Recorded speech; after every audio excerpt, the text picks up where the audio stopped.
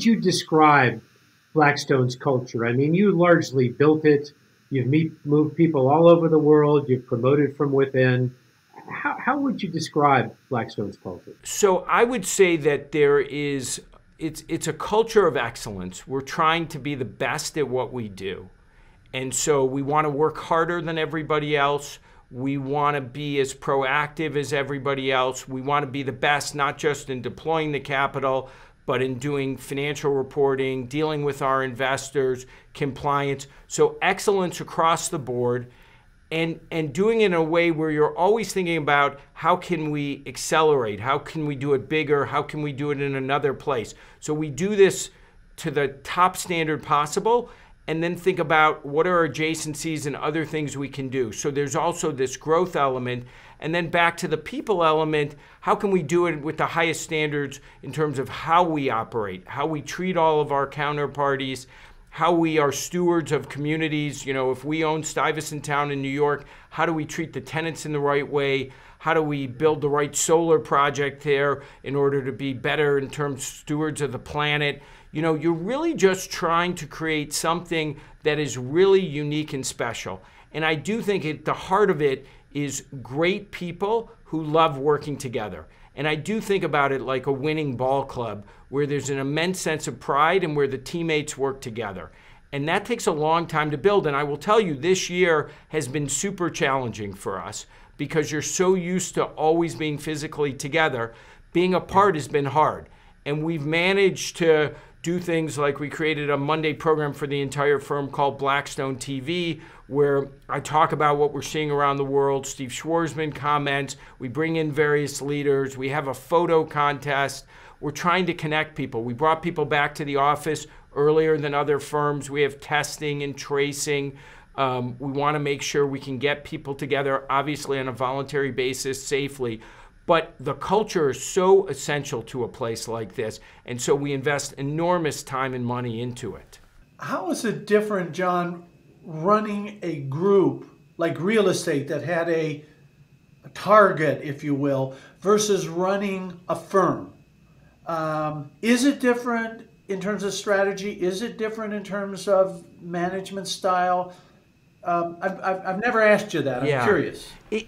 It's different, but in a lot of ways, it's the same thing. I mean, the core mission for all our business units is to deliver great returns. They may do different things in infrastructure, private equity, private credit, hedge funds, life sciences growth, secondaries, but the basic mission is the same. And how you do it in terms of bringing great people together, developing a great process, that's essentially the same. But what I've tried to do is, you know, for my day job, obviously you can't be involved in exactly the same way, right? You're not involved in transactions. You sit on investment committees. You're trying to provide strategic guidance, obviously some individual deal guidance on things you like, don't like. But I would say the things that I've taken from the real estate group have been really important. So I talked about this thematic push in real estate. I've tried to push that at the firm level, which is what's happening in the world. What's happening is everything's moving online as a result of digitalization. And so that shopping's going online, dating's going online, medicine, content, software. And so be thematic about that as a firm and think about how we can invest in companies that may be software companies, they may be apps, or they may be compliance or supply chain related that benefit from that trend. You look at big things like the economy going green. And so let's not drill as many holes. Let's think about wind and water and solar and battery power and the infrastructure against that. We think about this revolution in life sciences, what's happening with big data and genomics coming together in precision medicine. And so how can we thematically invest in, yes, in real estate in the buildings, but in life sciences? We built a business that invests in phase 3 drugs. We invested in cold storage logistics and in private equity companies that bring these therapies to market and test them. So I would say the thematic approach that I had in real estate has been something I've tried to encourage more broadly. I'd say the team element we had in real estate, which is we started as a small group, and even though we moved around the globe and we were engaged in equity and debt, we really were small and tight, and we benefited from that informational edge, that data advantage. We've been trying to do that at the firm level, which is, wow, we have more data points than anybody. What we see in one part of the world can be very helpful for a different group. So try to have the teams work more closely together across business units.